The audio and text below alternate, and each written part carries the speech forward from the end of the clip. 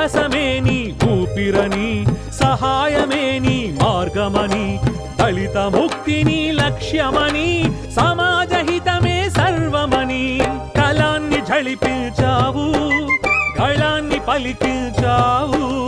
బాబా సాహెబ్ భీమరావ్ అంబేద్కర్.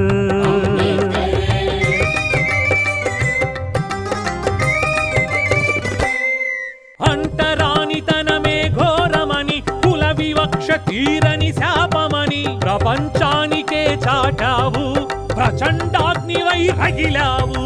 మరో బోధిసత్వుడవే నువ్వు, మహాబోధ సుధలందించావు.